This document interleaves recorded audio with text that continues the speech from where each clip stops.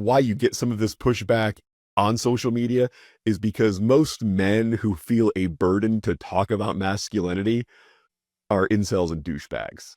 Yeah. So when the only guys talking about masculinity are assholes, then the people responding to those guys are going to be responding to the worst version of the argument. Welcome to the Mindfully Masculine podcast. This is Charles. Today, Dan and I kick off our new series on The Masculine in Relationship by G.S. Youngblood, a book that challenges men to lead with clarity, purpose, and emotional strength in their relationships. The first part of the series covers the foreword, preface, and the first 3 chapters, where Youngblood lays out his core challenge: stop waiting for your partner to change and learn how to bring steadiness, direction, and safety through your own grounded presence. We talk about what real masculine leadership looks like in practice, why polarity depends on direction rather than control, and how strength and empathy can coexist without canceling each other out. You can find all of our audio and video episodes, along with anything new we're creating and sharing, at mindfullymasculine.com. Thanks and enjoy. Good morning. Good morning, Dan. How are you? I am great. How are you? I am good, thank you. We got a new book that we're going to read and review. It's called The Masculine in Relationship by G.S. Youngblood. I did a little bit of research on which of our episodes are getting the most downloads and the most views, and it seems like people like it when we talk about dating, relationships, and things like that more than when we talk about anything else. What else do we talk about? Crystals, grooming, Yeah.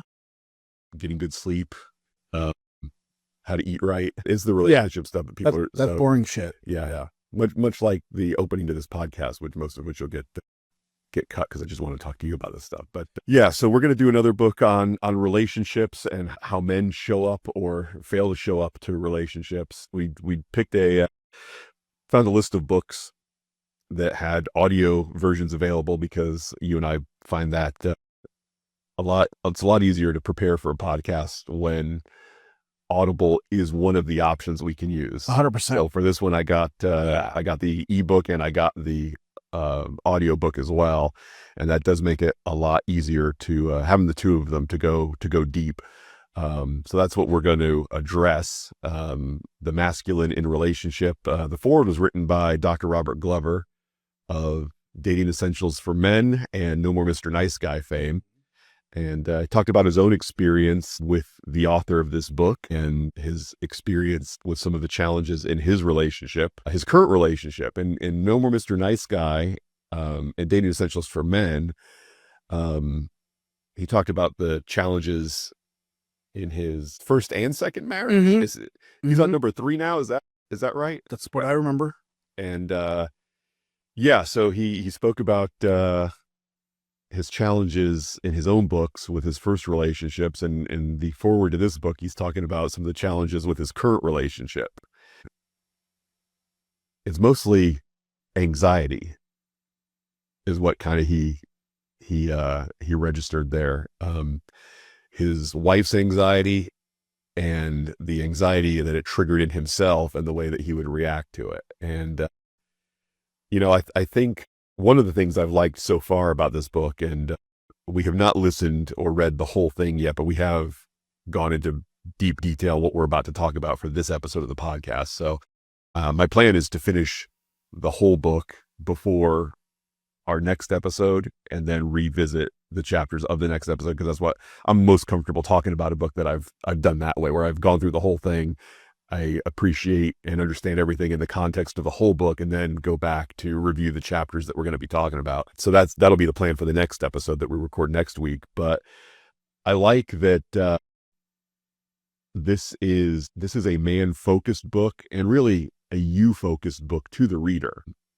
Meaning this book doesn't endeavor to give you tips and tricks to change the person in your life to become what you want them to be so you'll have a better relationship. And that's good, because any book that tries to sell itself based on here's how you instigate the change you want in your partner is a load of crap. Yeah. I mean, we should all know by now you can't change anybody. Yeah. I mean, and even if they want to change, you can't change them. Right. Like that's the rub there too, is they still need to do all that work. Yes. All you can do, and I've reviewed this. I think we talked about it on a recent episode, where the way that you change for the better is by creating a path where changing for the better is easier than staying the same, and figuring out a way where, okay, how can I make the way that I currently am, which I don't like, uncomfortable, and how can I make the way that I want to be more comfortable? Yeah. And then, it's like, yeah, you just change the course of the river, and then you just go with the flow. Yeah. But you can't just, instead of just paddling against the flow, that feels, in the short term, you might be able to do that, but you try to do that long enough and it becomes impossible. Or if you can change the course of the river to go where you want it to go, then yeah, it's as simple as going with the flow. Yeah. Yeah. And yeah, the idea of, okay, I've got to work on my wife or my girlfriend to be more X or to act more Y. That's ridiculous. What you do is you change yourself. And the part that I'm hoping he hits later in the book, you got to do with consistency, because doing it for a little while is not going to have any effect. In fact, doing it for a little while, things may get a little harder in your relationship in the short term. When you try to improve yourself and you try to take on some of the positive qualities that he talks about in this book, at first you may get some resistance to it from both yourself and your partner.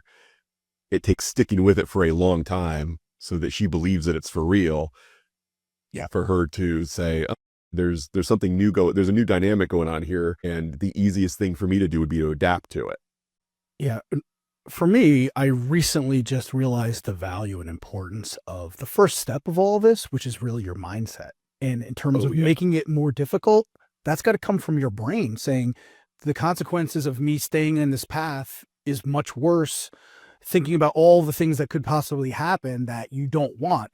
You need to constantly remind yourself of the things that you don't want, and as well as the things that you do want, in order to really stick through those initial rough spots when you're trying to make that change, when you're actually trying to do something different.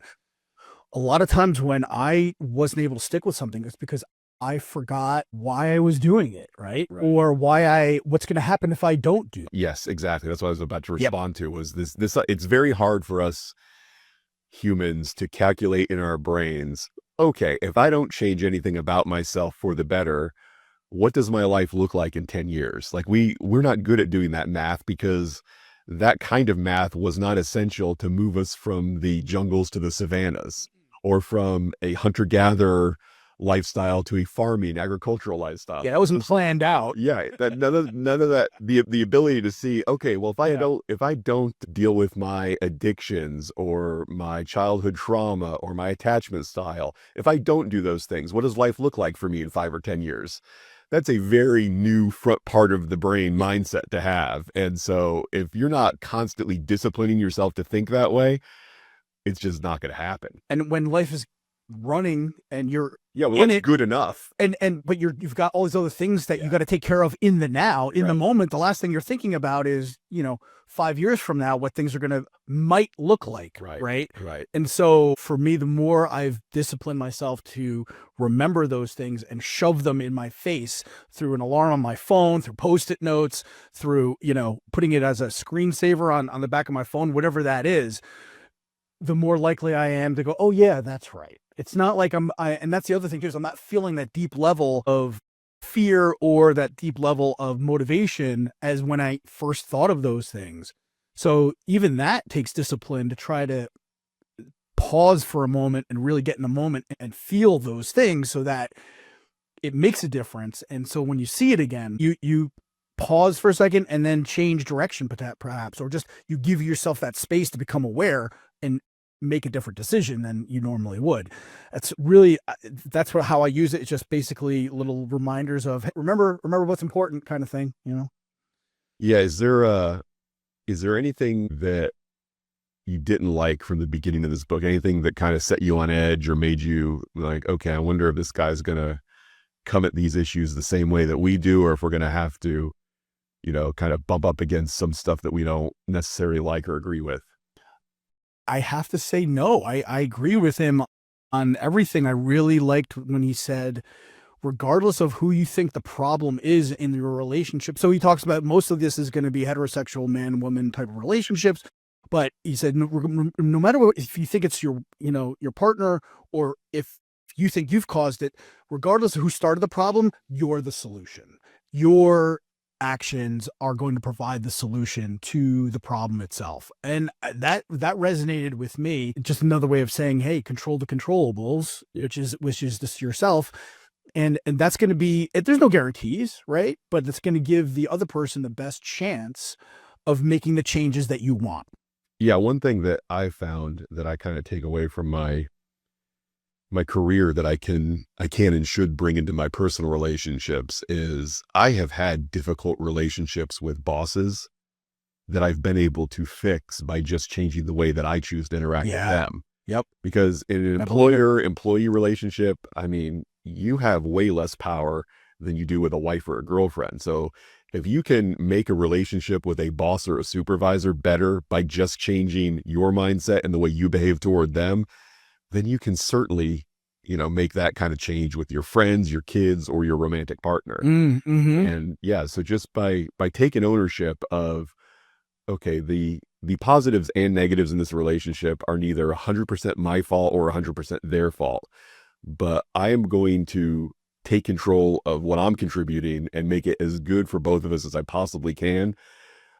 That is enough to transform any relationship that you're having difficulty with, including the one with your wife or girlfriend. Yeah. Yeah, that's great. Was there anything in the first 3 chapters here that rubbed you the wrong way? Only, and most of it was from Glover, a little bit from G.S. Youngblood. It just feels like there's a lot of caveats and disclaimers that any author who's writing a book about masculinity has to say.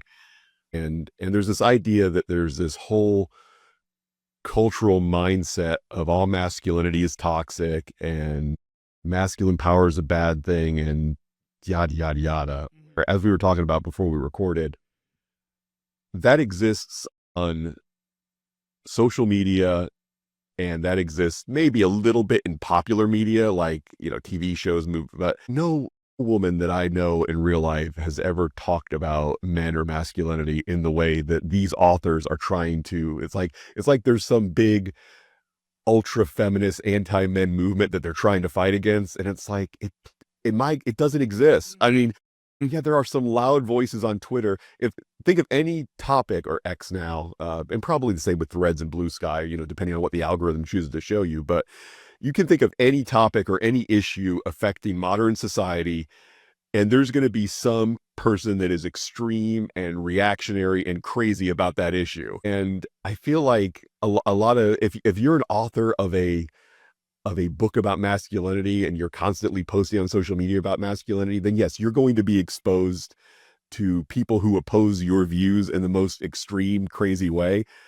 But man, I just don't think that those people really exist in real life. And as I've said on the podcast, I date women that are politically and socially liberal or leftist or progressive. And not a single one of them has ever said, I want the energy that men bring to the relationship to be gender neutral. And I don't want a man who acts like a man, and I don't want to be a woman who acts like a woman. I want us to both be completely non-binary, so that if someone were to read a transcript of our conversations, they'd have no idea who was the man or the woman. Or if someone was to watch a video of us having sex, no one would be able to tell who the man or woman was. No feminist, leftist, progressive woman who is heterosexual and likes relationships with men would ever act or speak in that way in the slightest, in my experience. Yeah. And so I feel like we set up I feel like part of the problem is why you get some of this pushback on social media is because most men who feel a burden to talk about masculinity are incels and douchebags. Yeah. So when the only guys talking about masculinity are assholes, then the people responding to those guys are going to be responding to the worst version of the argument, their version of masculinity. Yeah. I think, and I can't say for sure, but a lot of times when people are trying to sell something, one of the strategies is to identify a problem and then amplify it. Yes. Right. Absolutely. And so in this, how you're describing it, it sounds like that's kind of what a lot of the authors in this, manosphere with the masculinity are doing. They're amplifying it to get more attention, to sell their products. Obviously, not that their solutions are bad or not appropriate, but I think that will help garner more attention and polarize people a little bit more and find a little bit more value in what they're offering. That being said, I absolutely, I agree with what you're saying. And I would find that I don't think this guy is doing that. I think he's saying a lot of the right things. It's just he feels like he has to comment on, no, it's okay for you to read a book about masculinity. That doesn't make you a bad guy. Yeah.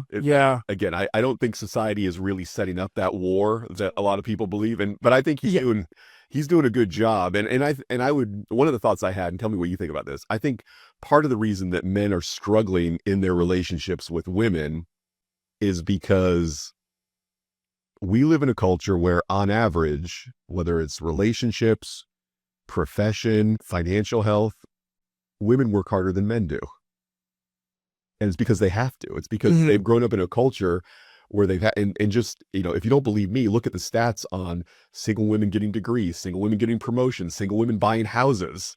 They are beating single men in all of those big, life milestone demographics because they're working harder at it than we are. And they're working harder at it than we are because they've been trained that they have to work harder than us. And now, so if you put in a bunch of extra work because things aren't equal, well, when things start to get pretty close to equal, all that extra work you've been trained to put in is going to pay off, and you're going to get ahead. And that's what we're seeing. We're seeing young women are ahead of their young male counterparts because they're working harder than men are. And, good for them. And I don't think the way we solve the, fill in the blank male crisis, whether that's loneliness or education or, financial literacy or whatever it is, it's the solution is not, we need to bring women back down to our level. No, it's we need to figure out what we need to figure out so that we can, the rising tide can lift all boats, not just the pink ones. Yeah. And I liked, he alluded a little bit to that in these first 3 chapters, where he said, it's not like we're trying to take away anything from the women's movement, from all the progress that they've made. It's more about making space for them to do that, right? Which is what's happening. But then also giving them that reprieve, that break from being in that masculine energy where they are constantly taking the lead and making decisions. And what he says is that it's typically, that's not their default state. It's more of a feminine state where they're used to being guided and led, and it's more exhausting for them to be in the masculine all the time. And it's difficult for them to then get back into the feminine if the man is not doing his job by being in his masculine and giving her a break from that, allowing her to relax because he's making some decisions. He's taking the lead in some areas. And I've noticed that in all my relationships as well. When I was not doing those things, even little things like driving, here's a simple thing, guys. Yeah. If you're ever going somewhere with your woman, drive. Just give her that break so she can just relax in the passenger seat and play on her phone or talk to the kids or whatever that is, right?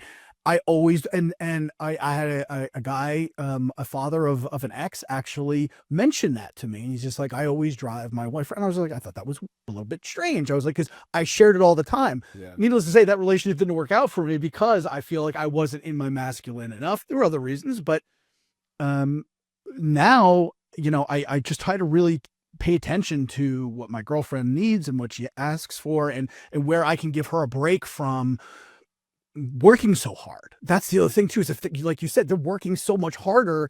That's going to add stress and everything else too. And also maybe a little bit resentment when they look back and go, hey, why am I working my ass off here? You mother, you're not pulling your weight kind of thing. Yeah. I mean, right? Yeah. So, in my experience, both in my relationships and in the conversations that I have with women, there is really nothing more attractive and comforting than being in a relationship with a grounded man who is willing to take the lead.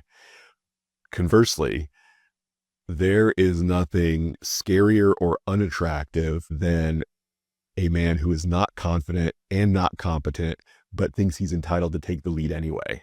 Oh, interesting. Yeah. So if you haven't done the work necessary for your own inner confidence and inner competence, and as Corey Wayne always says, masculinity is calm. If you're not a calm, grounded, confident, competent guy, but you're but just, because I've got the XY and the dick and balls, I still have a right to be the leader, even though I've done nothing to work on and build those actual skills inside of myself, but I'm still going to be the leader. And when I don't get to be the leader, I'm going to throw a tantrum and I'm going to freak out. And, there's nothing that will turn a woman off and away faster than a guy who is trying to lead badly. And so, yeah, a lot of this has to do with, you can't show up in a relationship as confident and competent if you're not actually confident and competent. And the only way that happens is by doing the work yourself to get that way. You got to put in the study, put in the reps, prove to yourself that you're somebody who can do hard things and you're worth doing hard things for, because trying to fake it, that can work for the first 90 days or maybe the first 6 months, but eventually she's going to be like, okay, this isn't actually the guy that, was courting me and wooing me in the honeymoon period. He's somebody else. And now it's time for me to start planning my exit. Yeah. And so, yeah, there's no shortcuts to that either. You become that guy by working hard at being that guy. So what did you think about the section here, Derek's story, where he kind of goes the opposite, where he just kind of gives in to everything that his wife had asked him to get along. Let's go of his own boundaries, and just does whatever she tells him to do. And then he still sometimes gets it wrong, and then she yells at him, berates him, and he gets defensive. So yeah, that's the other one. And she ends up cheating on him with a guy that is less successful, less attractive, which that is the thing that, when I goes more in his masculine. That's how he phrased it. That's what I was going to get to. When I do decide to mix it up on Reddit or on one of the apps where, these guys that are having unsatisfying, unfulfilling relationships with women, or no relationships at all in most cases, they always complain it's because I'm not tall enough, I'm not rich enough, I'm not handsome enough, I'm not smart enough, and that's why women don't want me. And it's like, okay, but can you think of a case where a rich, handsome, smart, tall guy gets left? Because you know what, guys, it happens all the time. Because those things are nice to haves, but they're not the essential of what women are looking for. Women are looking for how a man behaves and how that man's behavior lets them feel. I won't say makes them feel, but lets them feel. And in that example from the book, it's like, because they need to trust that they can go back into their feminine. They need to trust that they can relax, take their hands off the reins. So that's exactly right. They need to feel like, hey, it's safe for me to do that. It's because you got this. I believe in you. Yeah. Nobody's going to take their hands off the wheel if they don't trust that somebody else, can. I mean, imagine if you're a pilot and you've got a co-pilot and you're like, I don't really think this person knows how to fly a plane. Right. You're not getting up and going to the bathroom. No. If you're sitting next to somebody who you're like, well, he's got all the proper emblems on his shirt, but I don't know if this guy actually knows how to fly a plane. You're not ever taking a break. You're white knuckling that whole flight. Yeah. And so, yeah, if your past behavior is not demonstrated that you can relax, I can handle fill in the blank. Yeah. Unless you're not going to give over control in a situation where you're not confident that you're going to be safe doing it. And, if you're a man in a relationship and you have not demonstrated to the woman in your life that, hey, if you give up the reins, then everything's still going to be okay. I can handle this. Then she's either going to give it up and be nervous and constantly waiting to, see you screw up and then have to deal with the impact of that, or she's just going to say, I can never give up the reins. And so as a result, you're going to miss out on a lot of that polarity that he talks about, where, in any relationship that's successful, Ryan Taraban talks about that a lot in his book too. Two people in a relationship with each other have to be bringing non-identical things of comparable value to the relationship. Otherwise, why be in the relationship? And that's whether you're buying something from someone or you're trying to build a family with someone. You have to have comparable value to each other, but the things you bring have to be very different from each other in order for the key to fit in the lock. Otherwise, just two keys or two locks. You don't need two keys or two locks ever. You need one key and one lock to get the job done. So you have to be different from your partner in very important ways. Otherwise, they don't need or want you around. And in many cases, That means, in a traditional male-female relationship, the man has to act like a man and the woman has to act like a woman. Yeah. And for me, at least, that's not an easy thing to identify, at least not initially in a relationship, what we each bring. It takes some time. I think you really got to date someone for a while to really understand what their value is in terms of what they bring that might be different from you. And also, is that something that you want and need?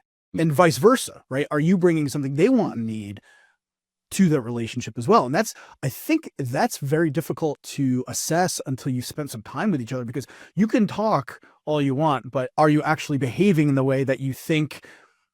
You can sell yourself all day long by your words, but until you're actually in it and you go through different experiences and different scenarios, do you really see how that person reacts and responds in that area? And that takes some time. And that's also not something that traditionally I'd been looking for in previous relationships. I'm a little bit more aware of it now. And what's cool is I can recognize and appreciate it now when I see that in my girlfriend, and when I can do it, when I do it for myself for the relationship. She often recognizes that in me as well. That makes me feel good. So that actually makes me feel closer and brings us closer together, I think. Let me dig in with you a little bit more on that, because I've noticed, you typically date women that I would say are more masculine than the women I date. I date women that are traditionally feminine with sort of their temperament and their mindset, where you seem to, you attract women who are business owners and leaders, and they have those kind of vibes. And so do you have trouble getting them to turn that off when it's time to, just be your girlfriend and not also be the leader or the business owner or the fill in the blank? So when I have been in my masculine and I have made them feel safe and like I'm taking the lead and I've got this, not at all. It's very easy. They're actually craving it. They can't wait, but that's dependent on me. And it wasn't until I've gotten older till I realized, one, it needed to be done, two, how to do it, right? And then three, get good at doing it and doing it consistently. When all those three things finally lined up for me, that's when I saw very quickly, they were just like, oh, thank God, I'm kind of getting a break here, right? I can finally kind of relax. Yeah. And for me, when I see the woman, taking the lead and doing her thing, being her best self and not struggling, like enjoying it, being like, that's really attractive to me. It shows me confidence. And that's like the most important thing. So I love that. Yeah, that's interesting. It's not easy for me to sort of identify with how, when women have to learn and develop the skills of quote unquote masculine leadership 40 hours plus a week, I guess it would make sense that they would be anxious to turn that off when they can. Because I think about it even in my own profession, like with my job, I'm on a couple of fairly large upgrade projects right now. And as part of that, I have to be very regimented where, I'm basically following a checklist and being very consistent and documenting what I'm doing. And none of those things come natural for me. Like I recognize it's important. Mm-hmm. It's how I get this done with the best end product for my end result and end product for my customer. But I'm more of a fly by the seat of my pants guy. When I'm at home building, my own computer, my own lab, it's like, let me try this, let me screw around a little bit. But when you're delivering something for a doctor's office or a manufacturing company or something like that, it's like, no, you have to do it exactly the same way every time, unless there's a reason that you can't. And it certainly does. It's not that I dislike it, but it does burn more CPU. It's not your default. Right. You use more CPU cycles. The clock runs a little bit higher. And at the end of the day, I think I'm a little bit more tired because of the way I've had to show up, and like when we're tired, we get hangry, the front part of our brain that controls our emotions and the things coming out of our mouth go haywire, and it's not, And so to compensate for that, when the workday's over, I do kind of feel just like, let me just blow off and eat everything, have some fun and just kind of, be as undisciplined as I want to be. So I wonder if, for professional women who have had to learn how to suppress their feminine tendencies to get by in the workforce, do they feel the same way, when they get home, like, okay, let me just decompress and relax from having to, play this role. And it could be a role you enjoy. It could be a role that you find value in, but it's still like fighting against the current a little bit when I have to conduct myself this way at work. So now that I'm home, I just want not be this anymore. So I would imagine having a guy that you can trust around to just take care of business, whether that's, in the kitchen or in the bedroom, it probably feels pretty good. Absolutely. Absolutely. And I mean, if you think about it, another way you can visualize this is if you have any employees that report to you, or if you own a business and you've got someone who's like, a manager or somebody who really you can really trust with doing a task. Think of how it feels to give that person instructions or a task or whatever that is. You can relax, like you trust that person to get that stuff done. Right. And versus somebody you really don't trust, now you feel like you got to kind of micromanage, you got to check up on them. How much more exhausting does that get for you, in that type of situation? And I can see that being, a similar type of a deal too. Same thing with, like raising kids too. It's just like, if you trust the kids are going to do something, it's a lot easier to handle that than, a kid who's just not going to do what they say they're going to do, or, in any respect. So, yeah, and that's a good point. Not to equate, a grown woman in your relationship with a child. However, no, it was the other way around, more like the woman can trust the man. Right. The man is a child here in this scenario. Yeah. But I was going to say the one thing that anybody you're in a personal relationship with, whether that is your kid or your wife or your friend, they will believe what you show them consistently, not what you tell them. Yeah. So I think one of the impulses that I fall into, and maybe even some of our listeners fall into, is this idea of, or really anybody who's a bit of an addict to self-improvement and personal development, right? You find a new book or a new coach or a new figure on the internet that is really speaking to you in a way that resonates, and you immediately want to share that with the people around you and tell them about, oh, the big ways that I heard, I've got this new insight. I read this new book, and now I'm going to be completely different when it comes to fill in the blank. And, there's something to be said for sharing your goals with the people close to you, for the accountability and the motivation.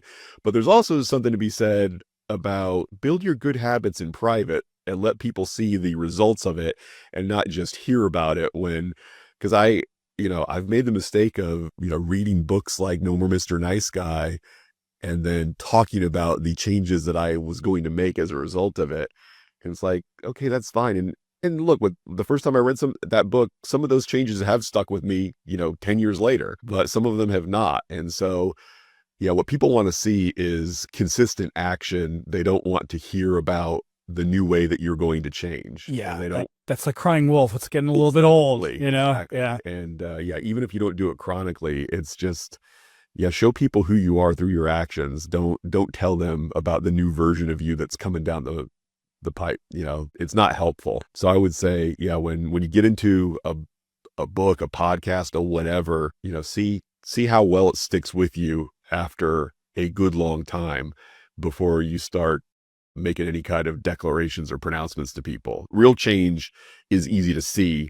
Fake change is easy to talk about. Yeah. What's good is so far just in the first 3 chapters here, he starts to talk a little bit about the masculine blueprint that he's going to I noticed teach us about. From the table of contents, that's the longest chapter in the book. Is that it's 4 or 5 or something like that? I think we're getting to it soon. Yeah. So the little summary here, it's a 3-part framework. So just like as a teaser here, first is respond versus reacting. And you've already kind of talked about this, but here's a little quick summary.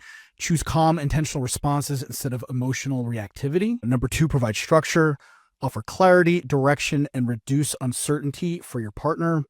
Number 3, create safety. Make your partner feel physically, emotionally, and financially safe.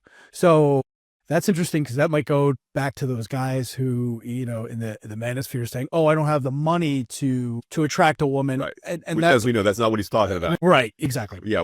What he's talking about here, and I haven't gotten into that chapter yet, but I mean, I can tell you either what he's talking about or what he should be talking about, since I haven't heard it yet. But when he talks about financial security, what this is about is managing the resources that you do have access to. It's not about having unlimited resources. It's about demonstrating that, okay, when it comes to, I live in a way and I spend in a way and I earn in a way that, I'm not constantly in a crisis mode, because I can't say no to myself to the things I want, or I can't say no to myself when it comes to, having fun instead of spending a little bit more time, preparing for the promotion that I want to get next. I mean, it's stuff like that. It's not about, I'm a rich guy, I got tons of money. It's more like, I've got an accurate and reasonable view of what I'm making, what I'm spending, what my goals are for the future, and the potential to do better tomorrow than I am today. Yeah, it's just being thoughtful, right? I think with a lot of this, the physical, emotional, and financial safety, it's not reacting to your first emotion or feeling about, buying something, or your reaction to her or to a situation that's like heated. It's, you're putting in a little effort and thinking about things before you're making a decision and before you're reacting. Yeah. Behaving with intentionality is huge, but not easy. We recognize that. We're not saying it is. It's not easy, but yeah.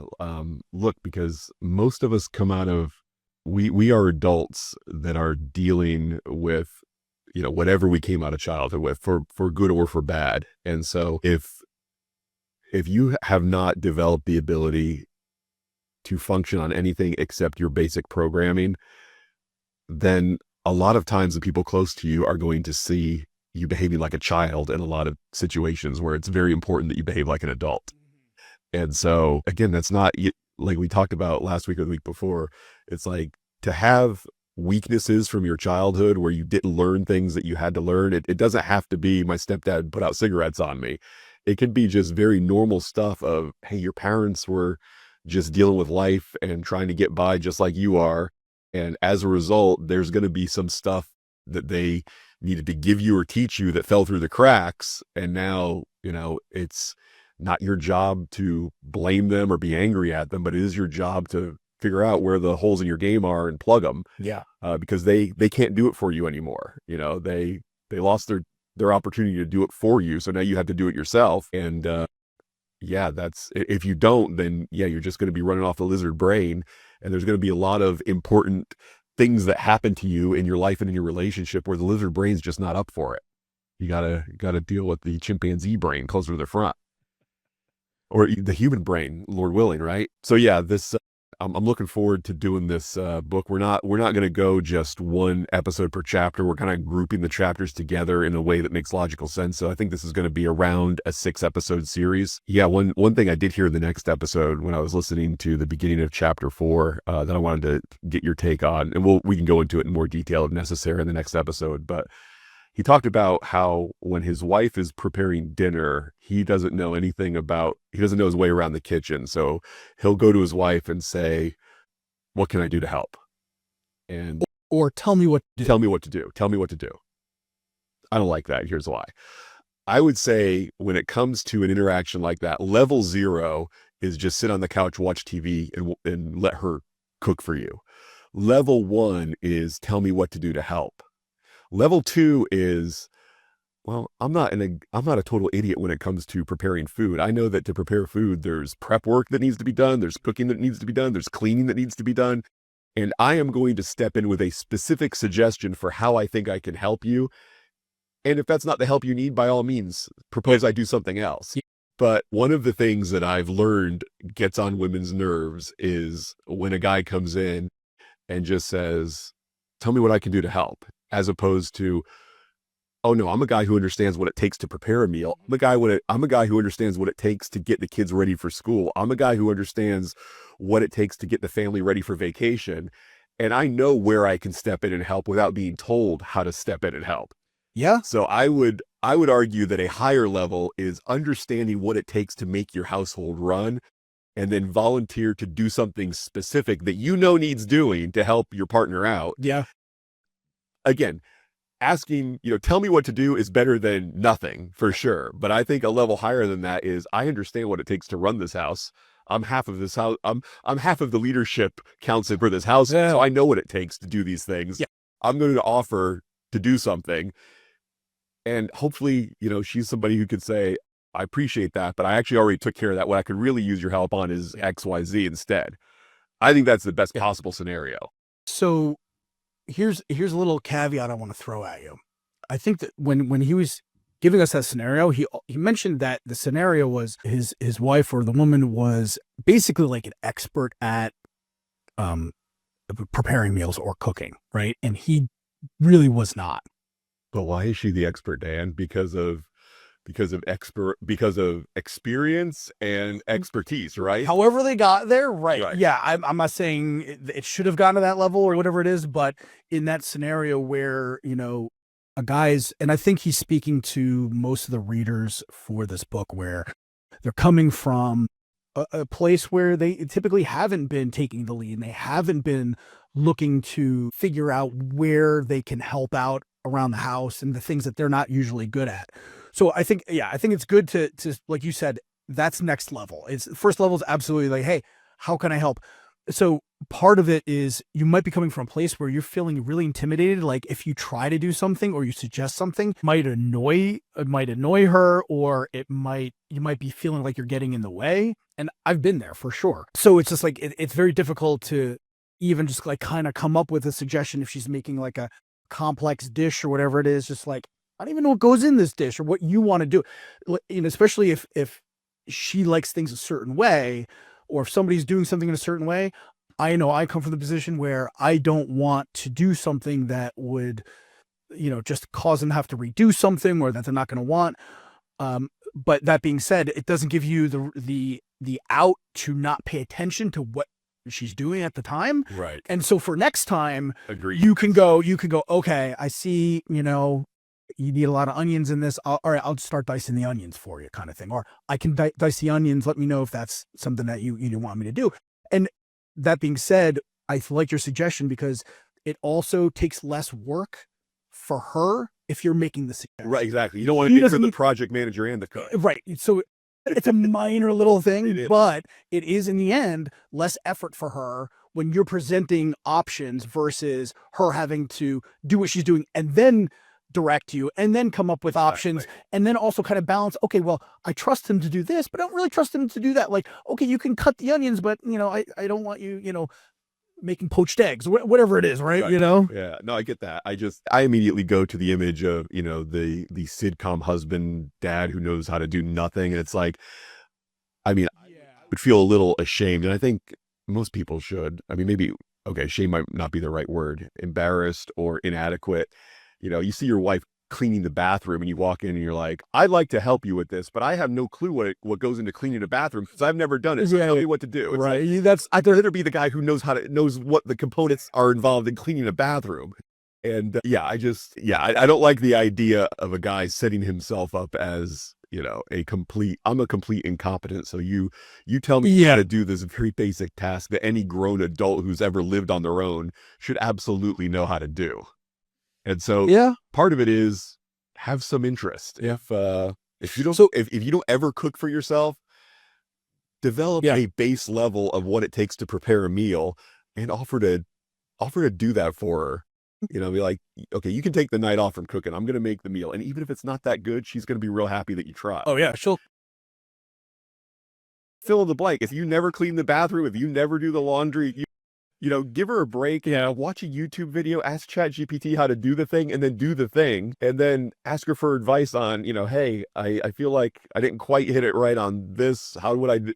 But, come from the position of an eager learner instead of, I don't know how to do any of this crap, so just tell me how. So that's the thing that kind of got my antenna up a little bit when he's I don't know how to do anything in the kitchen, so just tell me what to do. It's like, I think it's a good first step, but don't stop there, right? It's better than nothing. Absolutely.